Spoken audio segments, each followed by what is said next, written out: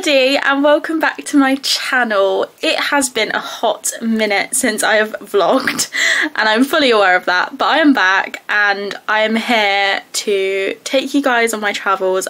I honestly love vlogging so much and I love it so much that I have bought a camera and I am fully committed to vlogging now. I'm going to be doing as much as I can, literally, like, I'm not going to say like weekly, but like as much as I can. I mean, my channel is predominantly going to be travels and adventures and things like that, so whatever I'm getting up to, best believe the camera is coming with me.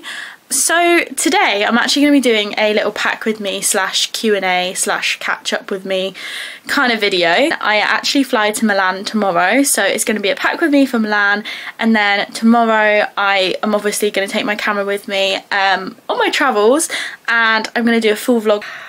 Guys, as you can see, I'm not in Milan, I'm not in the airport. We had to cut the vlog here. And the reason for that is because I actually didn't end up going to Milan.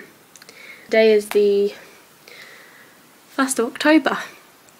I've been meaning to do this story time for a little while, but I think I was a bit too upset that I couldn't go to actually film this.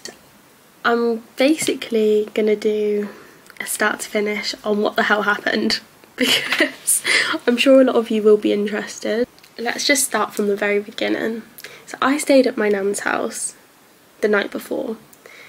I got a National Express coach from Milton Keynes to Stansted, which took like 2.5 hours. That journey was all smooth. Got to the airport, went through security, that was all smooth. And then I got lunch, I went to WH Smith, got a meal deal, sat down, had my lunch, went to the toilet, went to the gate. Again, like, the gate showing everything's absolutely, I'm oblivious to anything else going on at this point because nothing seems wrong. I go to my gate and they say, oh, there's going to be a bit of a delay, just like sit down for the moment. And I was like, oh, for God's sake, you know, like, typical. Okay, but you know, in most cases flights are delayed, so I wasn't even concerned at this point. I was just like, yeah, cool, like, even if it's an hour, I'm not really bothered, I'm happy to chill, I'm going to Milan today. And then they were like, oh, it's a technical issue. So we were like, oh, right, okay, technical issue means nothing to me. Again, still thinking that the flight will probably go ahead just a bit later than expected. Then people start complaining because, I mean, it's been like an hour at this point and people are like getting aggy with the staff. Again, I'm not actually really bothered at this point because I'm just like, well, you know, it's just a delay, I am still gonna go. And then it becomes a worldwide issue. I'm sure it was like national issue or worldwide issue, but that was one of the words she used. And I thought, oh dear, like, this could actually be quite bad. So then I start going into panic mode, so I'm googling, right, probably the worst thing to do in this situation, but I thought, if it's that bad, surely it will be on the news. And then literally news reports were coming up like, I've been on the tarmac like with no food for 3 hours and I'm stuck in the airport, like no flights. And I just thought, oh no, I'm gonna be one of them, I'm gonna be one of them. And I thought, you know, worst case scenario is going to be very delayed, and even then I was like literally holding on to hope, like, it's going to be okay, it's going to be okay. And then people start complaining more and more and more. This was after literally pestering them, like literally being like, what is going on? There was no Ryanair staff to be seen, so we were just going up to like random airline staff. After 2.5 hours of waiting, we get a tannoy announcement confirming that our flight has been cancelled. So at that point I was just done. I was like, so I'm not going on holiday, this is it. I thought, let's see what the Ryanair queue's like, see if I can maybe catch a different flight. I was looking on the Ryanair app, there was literally nothing, and the prices were just astronomical at this point. And I was like, is it even worth it? Because I'm only going to be going for like, I think I was going for 3 nights, 2 or 3 nights I'd booked before. I've actually upped, I think it was 3 and I'm doing 4 this time. So I just thought it's not worth it. Like, I'm gonna miss a whole entire day now pretty much just because of this situation, and I just thought I'm just going to rebook it. I'll be able to get my money back.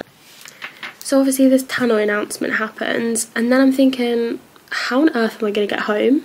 Because I'd obviously booked my National Express coach to pick me up the day that I came home. So then I was panicking because I was like, how on earth am I going to get back? I rang my mum, messaged my nan, and I was like, I don't know what to do, like I'm literally stranded. It was going to take me like over 2 hours to get back on the train, and that was like going into London, then having to get like 2 tubes to St Pancras. It was just going to be absolute chaos, and I really didn't want to do it. So I had a brilliant idea. I went to the little National Express booth that they've got at the airport. Would recommend, because if you need your tickets changing, it's actually quite easy to do. I had to pay £10 to change it, but they changed it for like an hour later. At this point it was like 4 o'clock, so I managed to get a coach an hour later, and it only cost me £10 to do it. So, you know, the guy at National Express, by the way, was literally so nice, and like in that situation, like I was stressing. I was really like, oh my gosh, like how am I going to get back? And I was literally like, please just tell me that there is a coach, because I'm literally stuck here at the minute. And then he was like, I can get you to Milton Keynes, and I was like, oh, as if. So yeah, anyway, managed to get back, and bear in mind the coach is like 2.5 hours, right? So this was like 4 o'clock, the coach was until 5, and then I think I got back to my nan's in the end about 8 p.m, and obviously I hadn't ate since like 11, so I was so hungry and thirsty. I could have eaten before I got the coach, but I was like ringing my mum, panicking. I was ringing my friends, like telling them what had happened. And yeah, it was all to do with an air traffic control issue. So basically I just picked the worst day to fly ever, pretty much.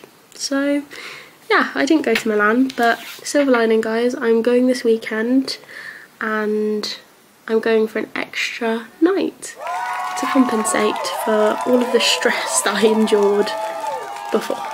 Don't forget to like, subscribe, comment, whatever you want to do, and yeah, I will see you in the next video.